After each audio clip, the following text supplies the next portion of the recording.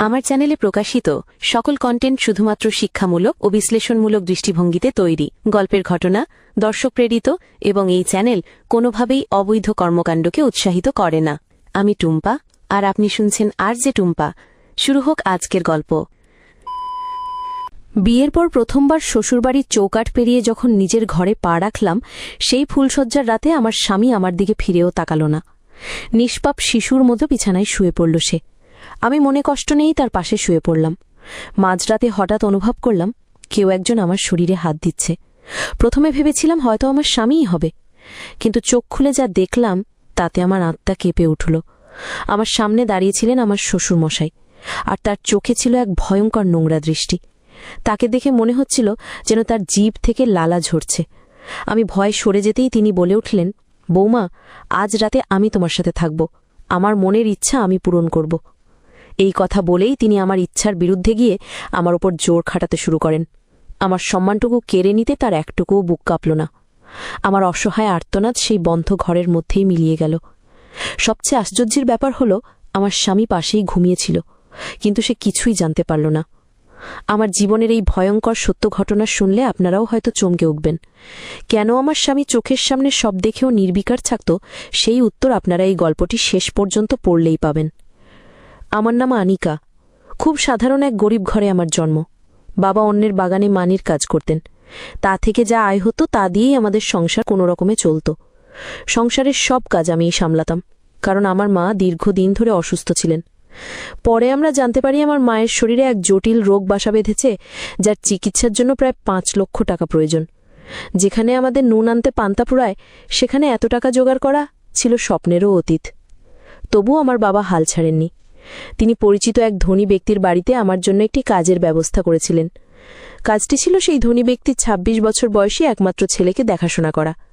আপনাদের মনে প্রশ্ন জাগতে পারে, 26 বছরের যুবককে আবার দেখাশোনার কি আছে? আসলে সেই ধনী ব্যক্তির ছেলে আকাশ মানসিকভাবে সুস্থ ছিল না। বয়স বাড়লেও তার আচরণ ছিল অবিকল শিশুর মতো। তাই তার বাবা মা চেয়েছিলেন একজন সার্বক্ষণিক সঙ্গী, যে তাকে আগলে রাখবে এবং তার সুস্থ হয়ে উঠতে সাহায্য করবে। আমি যেদিন বাবার সাথে সেই বাড়িতে যাই, আকাশ আমাকে দেখামাত্রই আমার হাত ধরে তার খেলার জায়গায় নিয়ে যায় এবং আমার সাথে খেলতে শুরু করে। সেদিন মালিক আমাকে মাস গেলে 25,000 টাকা বেতন দেওয়ার কথা বলেন, আর আমি মায়ের চিকিৎসার কথা ভেবে রাজিও হয়ে যাই। কিন্তু আমি রাজি হতেই তিনি আমার বাবার দিকে তাকিয়ে এক অদ্ভুত প্রস্তাব দিলেন। তিনি বললেন, যদি আমি তার ছেলের সাথে আমার মেয়ের বিয়ে দিই, তাহলে তিনি আমার স্ত্রীর চিকিৎসার সমস্ত খরচ বহন করবেন। অর্থাৎ তিনি পুরো 5 লক্ষ টাকা দিতে প্রস্তুত ছিলেন। এই প্রস্তাব শুনে আমি আর বাবা দুজনেই হতভাগ হয়ে গিয়েছিলাম। আমার বাবা হাত জোর করে কেঁদে বললেন, মালিক, আমি গরিব হতে পারি, কিন্তু লোভী নই। আপনার মানসিকভাবে অসুস্থ ছেলের সাথে আমি আমার একমাত্র মেয়ের জীবনটা কিভাবে নষ্ট করতে পারি? তখন মালিক আমার বাবাকে বললেন, দেখো রহিম, আমি তোমাদের একটা বড় সমস্যার সমাধান করতে চাইছি, আর তুমি আমাকেই ছোট করছো।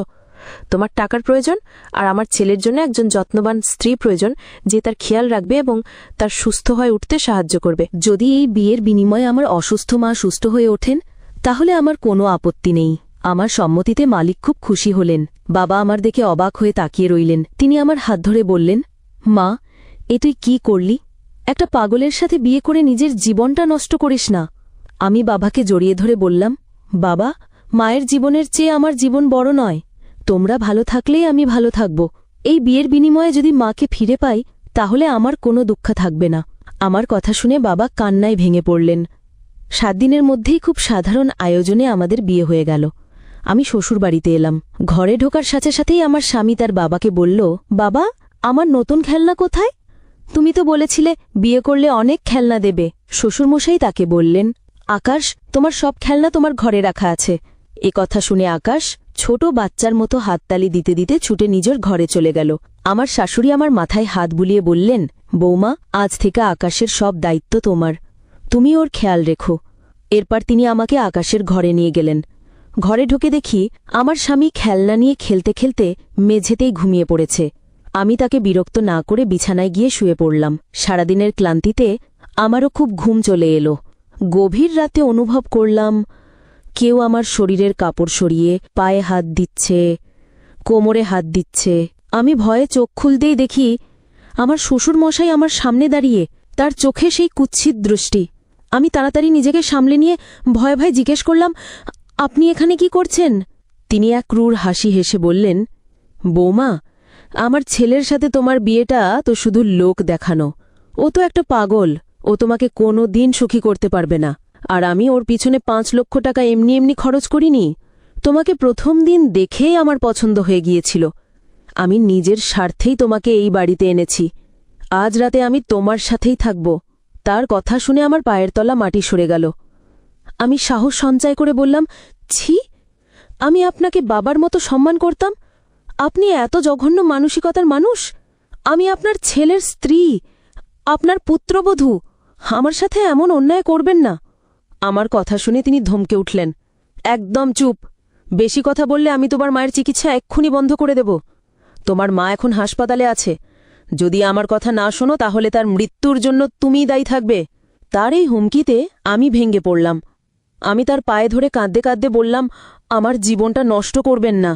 কিন্তু তিনি আমার কোনো কথাই শুনলেন না। তিনি আমাকে ভয় দেখিয়ে, আমার মায়ের অসুস্থতার সুযোগ নিয়ে, আমার দুর্বলতার সুযোগ নিয়ে তার সব কথা মানতে বাধ্য করলেন। সেই রাতে তিনি নিজের পাশবিক ইচ্ছা পূরণ করার জন্য এক ধরনের উত্তেজক ঔষধও সেবন করেন। তারপর আমার ওপর ঝাঁপিয়ে পড়েন। আমার স্বামী পাশে থাকা সত্ত্বেও সেই রাতে তিনি আমার সাথে সবকিছু করেন। আর ঘরের দরজার ওপাশে দাঁড়িয়ে আমার শাশুড়ি সবকিছু শুনেও নীরব ছিলেন। কেন তিনি সেদিন কোনো প্রতিবাদ করেননি, সেই উত্তর আমি অনেক পরে পেয়েছিলাম। সেই রাত থেকে এটা প্রায় রোজকার ঘটনা হয়ে দাঁড়াল। আমার শ্বশুরমশাই প্রায় প্রতি রাতেই সেই উত্তেজক ঔষধ খেয়ে আমাকে তার ঘরে ডেকে পাঠাতেন এবং ঘণ্টার পর ঘণ্টা আমার ওপর শারীরিক ও মানসিক অত্যাচার চালাতেন। তার কাছে আমার চোখের জলের কোনো দাম ছিল না। আমি মুখে মিথ্যা হাসি নিয়ে সারা দিন আমার স্বামীর সেবা করতাম, তার খেয়াল রাখতাম। আকাশের চিকিৎসা চলছিল এবং ডাক্তার বলেছিলেন যে সে ধীরে ধীরে সুস্থ হয়ে উঠতে পারে। এই কথাটা আমার মনে একটা ক্ষীণ আশার আলো জাগিয়ে রেখেছিল। একদিন আমি আর শাশুড়ি যখন আকাশকে ডাক্তারের কাছ থেকে নিয়ে ফিরলাম, তখন শাশুড়ি খুব আনন্দের সাথে শ্বশুরমশাইকে বললেন যে ডাক্তারের মতে আকাশের 80% সুস্থ হয়ে ওঠার সম্ভাবনা আছে। শুনে শ্বশুরমশাই তাচ্ছিল্যের সাথে বললেন, তোমার পাগল ছেলে কোনোদিনও ঠিক হবে না, তুমি শুধু শুধু ওর পেছনে টাকা নষ্ট করছো। শ্বশুরবাড়িতে থাকতে থাকতে আমি ধীরে ধীরে বুঝতে পারছিলাম আমার শ্বশুর তার নিজের স্ত্রী ও সন্তান কাউকেই পছন্দ করতেন না। তিনি বাইরে থেকে যতটা ভালো মানুষ দেখাতেন, ভেতর থেকে তার 10 গুণ বেশি ভয়ঙ্কর আর নীচ প্রকৃতির ছিলেন। তিনি মেয়েদেরকে পায়ের জুতো ছাড়া আর কিছুই মনে করতেন না। একদিন আমার শাশুড়ি রান্নাঘরে ছিলেন আর আমি আকাশের সাথে খেলছিলাম। এমন সময় শ্বশুরমশাই বাইরে থেকে এসে শাশুড়ির চোখের সামনে দিয়েই আমার হাত ধরে টেনে নিজের ঘরে নিয়ে গেলেন। তিনি আকাশকে ধমক দিয়ে বললেন, তুই নিজের ঘরে যা। আকাশ তার বাবাকে প্রচণ্ড ভয় পেত, কারণ তিনি কোনোদিনও তাকে ভালোবাসা দেননি। সবসময় ধমক দিয়ে কথা বলতেন। আমাকে ঘরে নিয়ে গিয়ে তিনি একটি নোংরা পোশাক আমার হাতে দিয়ে বললেন, এটা আমার সামনে এখনই পরো। আমি হাত জোর করে বললাম, দয়া করে আমার ওপর আর অত্যাচার করবেন না। তিনি আমার কোনো কাকুতি মিনতি শুনলেন না। আমাকে বাধ্য হয়ে তার দেওয়া সেই পোশাক পরতে হলো। তারপর তিনি আমাকে বাথরুমে নিয়ে গিয়ে নিজের ইচ্ছে পূরণ করলেন। যখন আমি কাঁদতে কাঁদতে ঘর থেকে বেরিয়ে আসছিলাম, তখন শাশুড়ি রান্নাঘর থেকে বেরিয়ে এসে আমাকে বললেন, নিজের ইচ্ছেতেই তো সবকিছু করছো, তাহলে এখন আবার এই কান্নার নাটক কেন? এসব করে তো তোমারই মজা লাগছে, তাই না? তোমার মা তো এখন সুস্থ, তাহলে এখনো কেন এই বাড়িতে পড়ে আছো? চলে যাও না কেন? আমি কেঁদে তার পায়ে ধরে বললাম, মা, আমি আকাশকে বিয়ে করেছি। আমি তাকেই নিজের সবটা মনে করি। আমি ওকে ছেড়ে কোথাও যাব না। যতদিন বাঁচব আমার স্বামীর সাথেই থাকব। আমার কথা শুনে তিনি আমার গালে এক থাপ্পড় মেরে বললেন, শ্বশুরের সাথে সবকিছু করে এখন স্বামীর জন্য দরদ দেখাচ্ছিস? যা আমার চোখের সামনে থেকে। শ্বশুরবাড়িতে থাকতে থাকতে আমি ধীরে ধীরে বুঝতে পারছিলাম আমার শ্বশুর তার নিজের স্ত্রী ও সন্তান কাউকেই পছন্দ করতেন না। তিনি বাইরে থেকে যতটা ভালো মানুষ দেখাতেন, ভেতর থেকে তার 10 গুণ বেশি ভয়ঙ্কর আর নীচ প্রকৃতির ছিলেন। তিনি মেয়েদেরকে পায়ের জুতো ছাড়া আর কিছুই মনে করতেন না। একদিন আমার শাশুড়ি রান্নাঘরে ছিলেন আর আমি আকাশের সাথে খেলছিলাম। এমন সময় শ্বশুরমশাই বাইরে থেকে এসে শাশুড়ির চোখের সামনে দিয়েই আমার হাত ধরে টেনে নিজের ঘরে নিয়ে গেলেন। তিনি আকাশকে ধমক দিয়ে বললেন, তুই নিজের ঘরে যা। আকাশ তার বাবাকে প্রচণ্ড ভয় পেত, কারণ তিনি কোনো দিনও তাকে ভালোবাসা দেননি। সব সময় ধমক দিয়ে কথা বলতেন। আমাকে ঘরে নিয়ে গিয়ে তিনি একটি নোংরা পোশাক আমার হাতে দিয়ে বললেন, এটা আমার সামনে এখনই পরো। আমি হাত জোর করে বললাম, দয়া করে আমার ওপর আর অত্যাচার করবেন না। তিনি আমার কোনো কাকুতি মিনতি শুনলেন না। আমাকে বাধ্য হয়ে তাঁর দেওয়া সেই পোশাক পরতে হলো। তারপর তিনি আমাকে বাথরুমে নিয়ে গিয়ে নিজের ইচ্ছে পূরণ করলেন। যখন আমি কাঁদতে কাঁদতে ঘর থেকে বেরিয়ে আসছিলাম, তখন শাশুড়ি রান্নাঘর থেকে বেরিয়ে এসে আমাকে বললেন, নিজের ইচ্ছেতেই তো সবকিছু করছো, তাহলে এখন আবার এই কান্নার নাটক কেন? এসব করে তো তোমারই মজা লাগছে, তাই না? তোমার মা তো এখন সুস্থ, তাহলে এখনো কেন এই বাড়িতে পড়ে আছো? চলে যাও না কেন? আমি কেঁদে তার পায়ে ধরে বললাম, মা, আমি আকাশকে বিয়ে করেছি। আমি তাকেই নিজের সবটা মনে করি। আমি ওকে ছেড়ে কোথাও যাব না। যতদিন বাঁচব আমার স্বামীর সাথেই থাকব। আমার কথা শুনে তিনি আমার গালে এক থাপ্পড় মেরে বললেন, শ্বশুরের সাথে সবকিছু করে এখন স্বামীর জন্য দরদ দেখাচ্ছিস? যা আমার চোখের সামনে থেকে। শ্বশুরকারীতে ভুল বোঝাবুঝির শিকার হয়ে আমি নিজের ঘরে এসে কান্নায় ভেঙে পড়লাম। তখন আমার স্বামী আকাশ, যার মানসিক অবস্থার ধীরে ধীরে উন্নতি হচ্ছিল, সে আমার কাছে এসে আমাকে জড়িয়ে ধরল। সে আমার কষ্টগুলো বুঝতে শিখছিল। আমি যখন কাঁদতাম, সে আমার চোখের জাল মুছে দিত। বিয়ের প্রথম দিকে সে এসব কিছুই বুঝত না, একটা শিশুর মতো আচরণ করত। কিন্তু এখন সে আমার কষ্ট বুঝতে পারে। সেদিনও সে আমার চোখের জল মুছে দিয়ে বলল, তুমি তোমার বউ, তুমি কাঁদছো কেন? কেঁদো না, আমি তোমার সব কষ্ট দূর করে দেব। এই বলে সে যখন আমাকে আদর করছিল, তখন আমারও তাকে ভালোবাসতে ইচ্ছে করল। আমি আবেগের বশে তাকে চুম্বন করতে যাব, ঠিক তখনই আমার শ্বশুর ঘরে ঢুকে আকাশকে মারতে শুরু করলেন। তিনি চিৎকার করে বলছিলেন, তুই অনেক বড় হয়ে গেছিস না? তুই ছোট আছিস, ছোট হয়েই থাক, বেশি বাড়াবাড়ি করলে আরও মার খাবি। আমি আর সহ্য করতে না পেরে সেই শয়তানের সামনে দাঁড়িয়ে চিৎকার করে বললাম, বন্ধ করুন আপনার এই অত্যাচার, মারতে হলে আমাকে মারুন, আকাশের কোনো দোষ নেই। তিনি তখন আমার দিকে তাকিয়ে বললেন, যে দোষ করেছে মার তো তাকেই খেতে হবে। এই বলে তিনিও আমাকে মারতে শুরু করলেন। সেদিন তিনি আমাদের দুজনকেই খুব মেরেছিলেন। পরে শাশুড়ি এসে কোনো একটা অজুহাতে তাকে বাইরে পাঠিয়ে আমাদের বাঁচান। সেই দিনের পর থেকে আমি আর আকাশ আরও কাছাকাছি চলে আসি। যখন শ্বশুরমশাই বাড়িতে থাকতেন না, আমরা একসাথে সময় কাটাতাম। আমাদের মধ্যে ভালোবাসার সম্পর্ক আরও গভীর হয় এবং কয়েকবার আমাদের মধ্যে শারীরিক সম্পর্কও স্থাপিত হয়। এভাবে 1.5 মাস কেটে যাওয়ার পর একদিন আমি জানতে পারলাম যে আমি গর্ভবতী। আমি নিশ্চিত ছিলাম যে এই সন্তান আকাশের। কিন্তু আমার শাশুড়ি যখন জানতে পারলেন, তিনি আমাকে বললেন, ছি নীলিমা, এই বাচ্চাকে তুমি কার নাম দেবে?